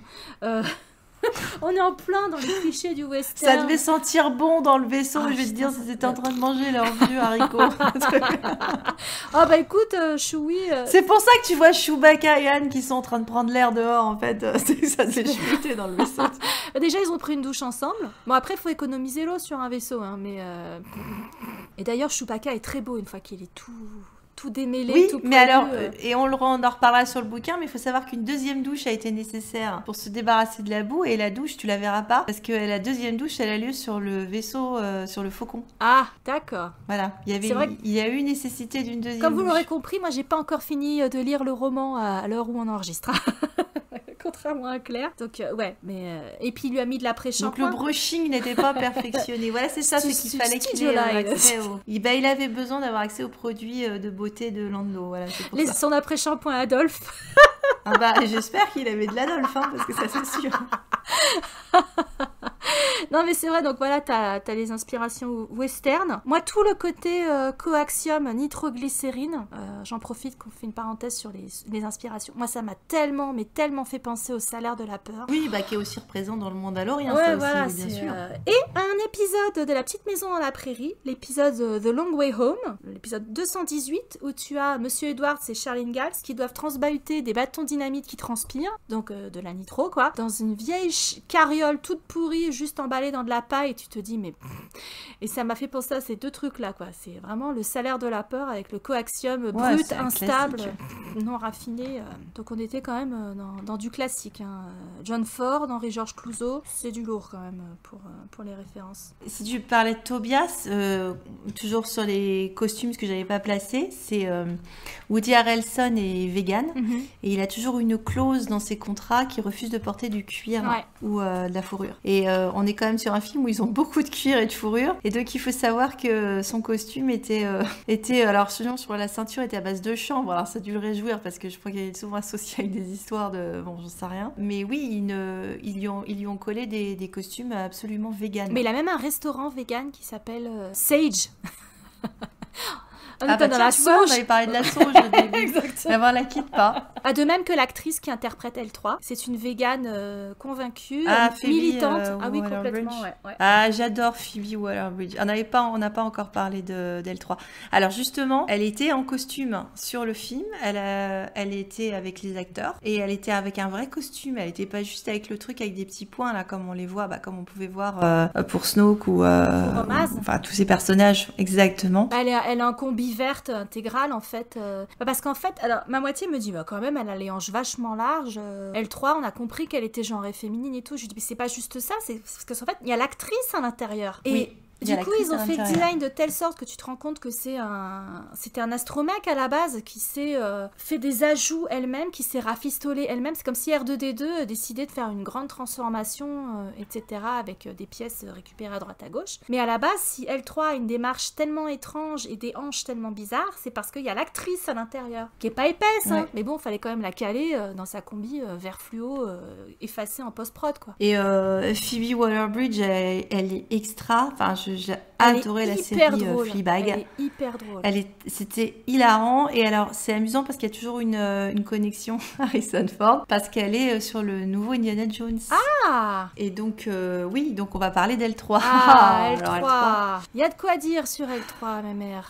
Ah là là là là. L3, c'est à la fois une super bonne idée et une peau de banane, quoi. C'est-à-dire que... C'est clair. Comme Star Wars, c'est si bien voilà, faire. c'est ça. Allez au bout de votre idée, comme la révolte des Stormtroopers, allez au bout de votre idée, quoi. C'est au moment où elle trouve sa vocation, où elle dit je suis ravie qu'on a accepté ce job parce qu'elle fout le dawa, elle lance une rébellion des droïdes, etc. Elle demande l'égalité des droits parce que les droïdes ont une conscience, un caractère, ils sont genrés. Enfin, ce sont finalement des individus. Alors ça pose d'autres problèmes, entière. Mais bon, on va en parler après. Elle dit j'ai trouvé ma vocation, etc. Et en sortant de la mine, elle se fait défoncer. C'est à peine elle a trouvé sa voie, sa vocation, où elle affirme son identité de façon encore plus, tu pourrais t'imaginer pérenne, qu'elle va pouvoir éventuellement se séparer de Lando et accomplir un projet politique, social, voilà. Elle se fait exploser la gueule et on l'enferme dans quoi? Dans le Faucon Millenium, où elle est juste bonne à faire des cartes de navigation. Ça fait chier quand même, ça pose pas mal de problèmes. Et où elle perd son identité. Et elle perd son identité. Voilà. Et ça fait vraiment chier. Le message, il est puant. Hein. Et dans le même temps où le personnage, il est vachement, je sais pas comment le dire, probablement transgenre friendly ou parce que il y a toute la question, je trouve, de la réinterprétation et de la réassignation en fait de L3. Ouais. Parce que tu parlais avec son histoire de hanche large, etc. Et la manière dont souvent il y a une insistance sur... elle doit faire des trucs qui sont au niveau de son bassin. Oui. À 2 reprises. Elle câble beaucoup de choses. Et elle veut pas que les autres la regardent. Oui. Et elle dit qu'elle est mal à l'aise. Quand elle doit découper une grille parce que la grille sort au niveau de son nombril ou je sais pas quoi, elle est obligée d'accroupir. Et l'autre moment, quand elle est sur la console, quand elle est sur la console à Kessel, et elle est obligée de faire un truc aussi.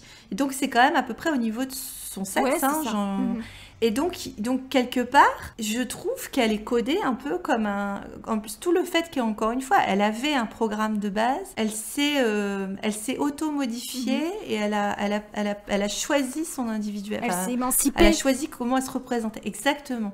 Donc c'est quand même en germe derrière. Enfin, et puis ils ont choisi un personnage. Bon, du coup, comme il y avait l'actrice dedans, donc qui est à la même hauteur que les humains autour. Ouais. Donc c'est vrai que c'est pas le petit robot en train de rouler, machin. Et avec effectivement cette démarche. Et toute la question de la sexualité autour d'elle, puisqu'il y a la question de... Quand elle discute avec Kira d'histoire d'amour entre copines, là, et qu'elle dit « Ouais, moi et Lando aussi. » L'autre, il la regarde un peu... Genre, comment ça marcherait? Ça marcherait.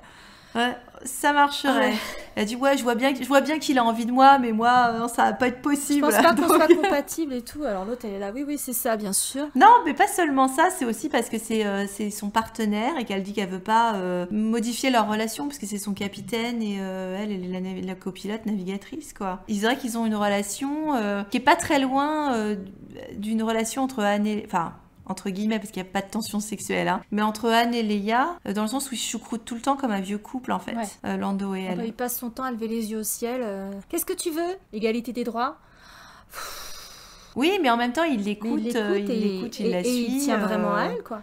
Il tient vraiment à elle. Et là, comme quoi certains films Star Wars sont capables de nous faire le deuil correctement à plusieurs reprises dans ce film où tu as mort d'un personnage et tu vois clairement qu'il y a une gestion du deuil. Dans le cas de L3, bon même si Lando s'en remet, il y a quand même tout le monde autour qui intègre le fait que ce personnage qui est un robot est mort et ils sont prêts à se faire tuer pour récupérer ce qui reste et pas forcément de façon intéressée parce qu'à ce moment-là, ils n'ont pas nécessairement pensé à l'histoire de la carte de navigation. C'est vraiment, ils voient que c'est un de leur équipe qui vient de tomber et qu'ils vont aller le chercher. Lando va et la qu'en chercher. Plus, ils voient la détresse de Lando. Ils vont les chercher tous les deux. Oui.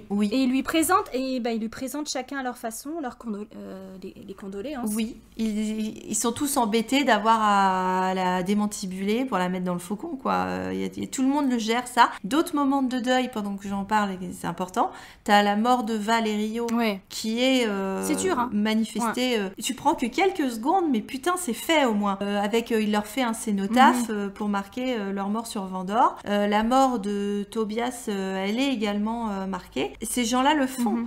Pourquoi ça n'a pas été fait dans l'ascension de Skywalker? Je repose la question. Sur un personnage qu'on a vu sur 3 films et qui avait un arc aussi chargé et voilà. Et ils l'ont pas fait. Et là, sur un film de 2 heures, certes, t'as 1, 2, 3, 4 personnages là que je viens de mentionner qui meurent, certains qui meurent quand même très tôt dans l'histoire, sur lesquels t'as pas nécessairement un gros investissement, mais on te fait bien sentir que y a des gens qui vont les regretter et que ça a une incidence sur leur vie, quoi. Non, pour ça, c'est bien foutu. c'est bien amené. Même si très rapidement les autres, c'est des survivants, ils sont dans la merde, donc ils repartent dans l'action, etc. Ils mentionnent plus vraiment les disparus, mais il y a eu un temps de deuil, il y a eu la manifestation d'une tristesse, d'un manque, à la fois par les personnes les plus directement concernés et par l'entourage qui fait preuve de sympathie. Donc c'est pas rien quand même. C'est la moindre des choses. C'est la moindre des choses. C'est la moindre des choses. Ouais, effectivement. Après, quand même, on reste sur la question de L3. Ouais, c'est problématique parce que bon, le côté interespèce, on nous a bien fait comprendre que Lando, c'était. Il est pansexuel, hein, voilà. C'est ça. Voilà, tout est bon dans le cochon. Il est comme le capitaine Kirk, hein, il couche. Si c'est vaguement humanoïde, je pense qu'il couche, hein, il s'en fout. Oui, là, il couche pas beaucoup dans l'histoire qui nous préoccupe, mais bon, on te laisse penser parce qu'il commence par raconter une histoire d'eux avec une espionne. Va savoir s'il y a que de la gueule là-dedans, tu sais.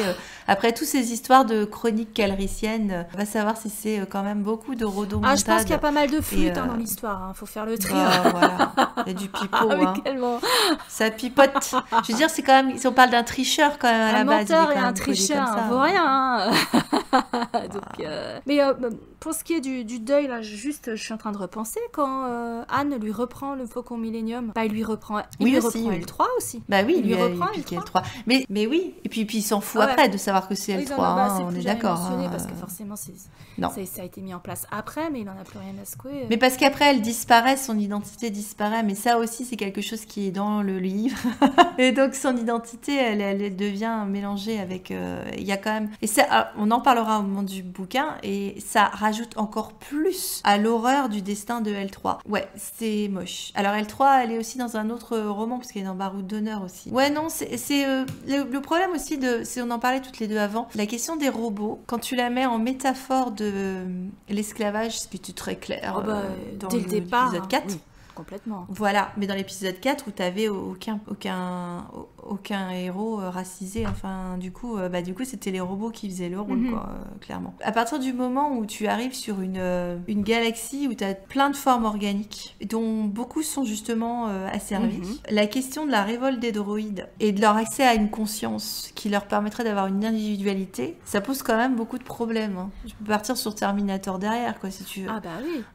Est-ce qu'il y a besoin qu'ils aient une conscience, les droïdes? Le problème, c'est que t'as deux poids, deux mesures, dans le sens où il y a les droïdes qu'on connaît, qui sont des personnages principaux, secondaires, et l'histoire commence avec deux droïdes au caractère bien trempé. Il y en a un qui est vaguement humanoïde, mais l'autre, c'est un mini-bar qui se balade sur des roulettes, quoi. Mais ils ont un caractère bien trempé, ils sont capables d'éprouver des sensations, ils ont chaud, ils se cognent, voilà. Ils ont une conscience d'eux-mêmes, de ce qu'ils savent faire, donc à partir du moment où tu donnes toutes ces caractéristiques à une créature artificielle, ça devient une forme de vie. Ça, c'était un débat, par exemple, qui était exploré dans plusieurs épisodes de Stargate SG1, ils avaient fait ça très très bien. Ça devient une forme de vie. Si ça devient une forme de vie, elle a accès à des droits, elle doit avoir une reconnaissance, et elle a le droit de se rebeller contre ses maîtres.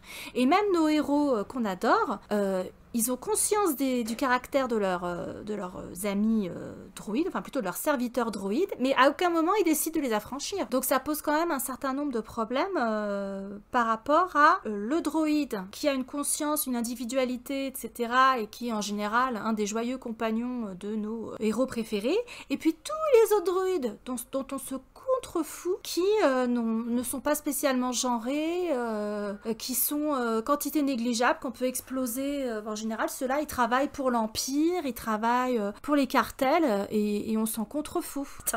Et puis ce problème des droïdes qui ont soit une conscience et que du coup on devrait considérer comme des personnages à part entière, sauf qu'ils restent quand même au service de leur maître. Et puis tous les autres droïdes qui sont juste là pour faire le taf, c'est que quand la révolte des droïdes d'L3 arrive et qu'elle fait le pont entre ces deux visions très différentes des robots dans Star Wars, en retirant les plots de... comment ça s'appelle ? de contrôle en fait, et en disant allez va libérer tes frères et sœurs. Donc déjà le côté frères et sœurs c'est quand même un terme qui est souvent utilisé dans des rébellions de communautés, dans des soulèvements de communautés. Va libérer tes frères et sœurs, il y en a plein, c'est des droïdes qui parlent pas, limite des droïdes poubelles etc, qui jusqu'à présent n'avaient aucun intérêt à part éventuellement nous faire marrer avec des bruitages à la con, voilà c'est tout quoi. Et au moment où elle fait ça, t'as aussi la révolte des esclaves de la mine de Kessel, donc les esclaves organiques se révoltent au même moment, dont les Wookiees, qui sont une espèce asservie,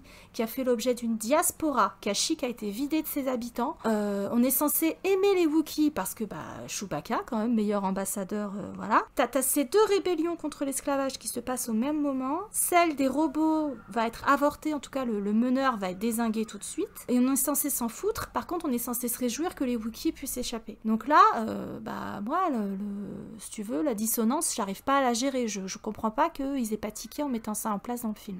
Par contre, quand même, et c'est pour ça que je le constate, que les robots sont finalement, enfin les droïdes sont pas chiens, parce que c'est grâce à eux, en fait, que les organiques ils se libèrent. C'est au moment où ils font leur libération, en fait, ils libèrent les chaînes de tous les autres, quoi. Parce qu'ils sont tous avec leurs liens. Donc en fait, je suis pas sûre que les esclaves auraient pensé à libérer les robots. Enfin, les organiques esclaves auraient libéré les robots esclaves. Mais là, les droïdes le font. Libèrent les autres. Ils libèrent les autres. Ouais. Quand elle a dit va libérer tes frères et sœurs aux droïdes, pensez à ses frères et sœurs robotiques. Maintenant, qu'est-ce qu'ils font tous? Une fois libérés dans la salle de contrôle, ils ouvrent les geôles, ils désactivent les menottes et les colliers et ils libèrent tous les organiques qui sont à l'intérieur. Donc ça veut dire que dans leur conscience, pour eux, les autres qui sont en esclavage, même si c'est des organiques qui sont pas comme eux, ce sont leurs frères et sœurs à libérer aussi. En fait, c'est vachement fort. Le problème, c'est que il se passe tellement de trucs dans cette scène à ce moment-là qu'on n'a pas le temps de le digérer et de se dire derrière le discours, ouais, mais alors il faudrait un suivi. Parce que attaquer comme ça et qu'il n'y ait pas un suivi derrière, c'est limite irresponsable, quoi. Il y a un message qu'il faut exploiter derrière. Il y a un message où il faut aller au bout du truc. Puis après, t'as juste la mort de L3 derrière, l'exploitation par les humains. Super, j'ai trouvé ma voie et tout. J'ai jamais été aussi heureuse de toute ma vie. Et boum. Non, les gars, non. Tout ça pour nous la coller dans le faux. Mais parce qu'à ce moment-là, tu te fais bugger par l'apparition d'Anthony Daniels à l'écran dans son caméo. Mais par contre, c'est le seul film Star Wars où on a ni R2D2 ni C3PO. Non, mais Anthony Daniels il est là, en caméo. De même que Warwick Davis. Pas forcément, hein, Ron Howard, il allait bosser avec Warwick Davis. Je crois que c'est la 5e fois qu'on voit Warwick Davis dans un Star Wars, sans compter les films des Ewoks. Ou en comptant les films des Ewoks. Enfin bon, on n'en démord pas, quoi. C'est une bande de potes et ils tournent ensemble, quoi. En sachant que dans son rôle, en plus de Weasel, il est censé être un personnage qui venait de Mos Eisley. Alors on n'en sort pas non plus de Tatooine. On sort pas du bac à sable, mais ça on a l'habitude. Et d'ailleurs, Savarine, la planète où ils font le raffinement du coaxium, c'est un trou perdu dans le désert, quoi. On serait sur Jakku, ce serait pareil, franchement. Ouais, mais t'as la mer. Oui, il y a la mer, c'est vrai, il y a la mer. T'as la mer juste à côté. Et c'est un endroit aussi, parce qu'on est juste à côté d'un cimetière, plus ou moins, que les pics, oui, là, c'est des pierres tombales, très on est visuelles d'accord. qu'on voit. Alors, je crois que ça matérialise les âmes qui ont été perdues. C'est un moyen, ça représente des crocs qui sont censés continuer à à retenir les âmes des gens qu'ils ont perdus, justement massacrés par Crimson Dawn, etc. D'accord. Donc est-ce que c'est une tombe? Peut-être pas forcément. Un cénotaphe ou en tout cas un lieu de mémoire, oui, clairement. Minimum un mémorial, ouais, effectivement. Parce que... Donc il y a quand même tout ça derrière, plusieurs lieux de mémoire quand même qui sont présents dans ce film. Et ça, c'est comme tu le disais tout à l'heure, comme ils ont pris le temps de poser des temps de deuil, c'est hyper important, quoi.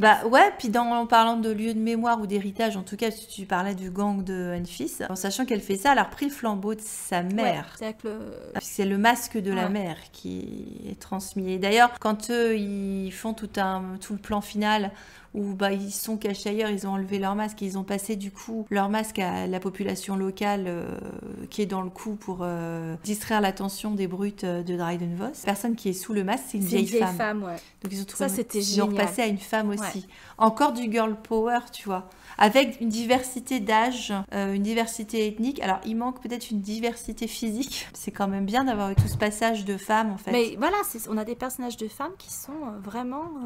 qui sortent des sorties battues. Déjà, En même temps, dans Star Wars, normalement, c'est un acquis parce que la princesse Leia, c'était pas ta princesse en détresse standard en fait. Dès le départ, elle était révolutionnaire, elle était. Ah bah là, t'as aucune fille en détresse. Ah non, elles sont badass. C'est les mecs qui sont en détresse. Hein. Et elles sont toutes avec des alignements, des affiliations pas claires, voire carrément à leur compte. Et elles sont toutes en nuances de gris et on comprend leur motivation et ça nous les rend quand même sympathiques. Et c'est des personnages féminins qui sont bien écrits, qui sont vraiment bien écrits. Et ça fait plaisir. Et en plus, il y a de la diversité. Il y a une très jeune fille qui monte une rébellion.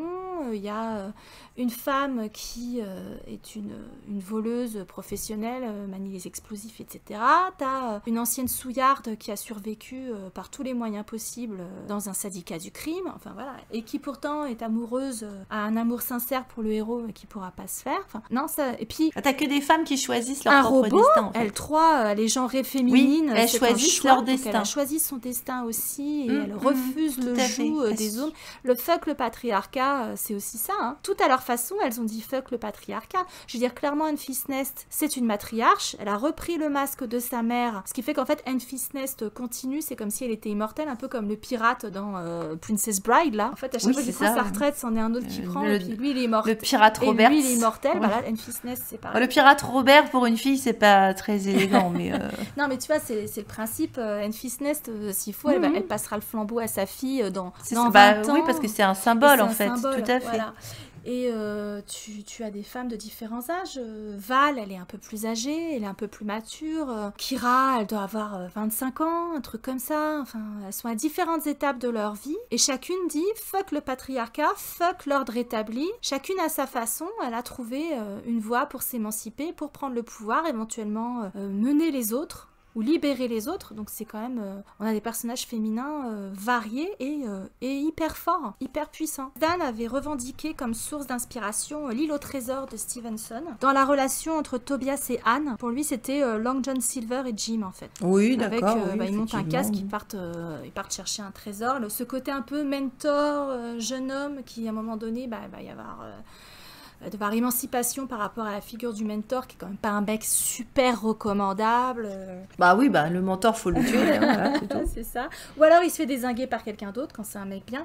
Oui, ou t'as les contrebandiers du Moonfleet, c'est pareil, le mec il meurt à la fin, c'est le même principe. Et quand on reste dans les anecdotes de dernière minute, la chemise hawaïenne de Lando à la fin, qui quand même, voilà. Alors on finit sur une planète jungle, machin, et équatoriale. Un peu une ambiance un peu tiki quand même, tu vois, tiki pop. C'est ça, c'est une ambiance tiki, mais alors du coup ils lui ont collé une chemise hawaïenne. Et les dessins qui sont sur la chemise, c'est le design de Ralph McQuarrie. Ah, parce que moi la chemise on l'avait repérée dans sa garde-robe au milieu des capes. Au début on croyait que c'était une cape. Oui. Et quand on l'a vu à la fin avec sa chemise hawaïenne, j'avais complètement oublié la première fois. Je me suis regarde-le Lando, ils vont lui amener un un Sex on the Beach ou je sais pas quoi, un rhum arrangé là. Et c'était des dessins de Ralph McQuarrie. J'ai pas fait gaffe. Je vais pas les regarder jusque là. Ah voilà. Comme quoi.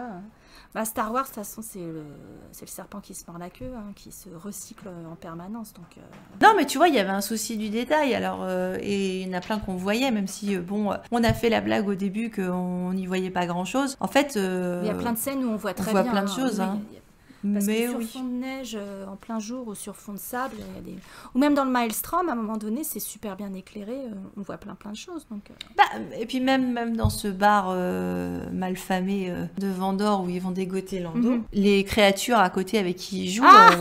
qui sont des effets pratiques. Surtout celui avec les yeux, là, celui qui s'appelle tous tes yeux sur tes cartes, non mais dis donc, tous. C'est ça. C'était drôle ça. Ils sont chouettes les persos, franchement. Ils sont bien faits. C'est pour ça que c'est immersif. C'est pour ça quand on a lu certaines critiques, ça a été fait à la va-vite, ça a été bâclé. Il y a eu des problèmes de prod, il y a eu un changement d'une partie du staff, mais honnêtement, le produit fini, il tient carrément la route, quoi. Et visuellement, il est bluffant. Il est très très beau ce film. C'est sûr que c'est pas un chef-d'œuvre parce que c'est un one-shot et que forcément il allait rien se passer nécessairement d'épique parce que l'histoire elle est pas là en fait. Le vrai grand moment d'Han Solo c'est pas tellement ce qui se passe avant, c'est à partir du 4. C'était logique. Il y a des morceaux de bravoure comme l'attaque de train, le run de Kessel, etc. Ils sont stylés les Range Troopers, le truc avec les trucs qui se renversent et tout. Tu te dis, ça fait très attraction Disney, tu te demandes si un jour ils vont le créer dans un Galaxy's Edge, tu vois, de train, justement de nous faire le train qui, si t'es dans un truc comme ça qui se se retournent complètement. Je suis sûre Moi, qu'ils je peuvent monte le pas. faire. Je dis direct. Oui, bah, moi non plus, mais c'est vrai que c'est ce que je pensais, tu vois. On parlait de ce côté-là. Il y a plein d'endroits où tu sens que ça pourrait faire un film. Pour le coup, ça pourrait faire une attraction.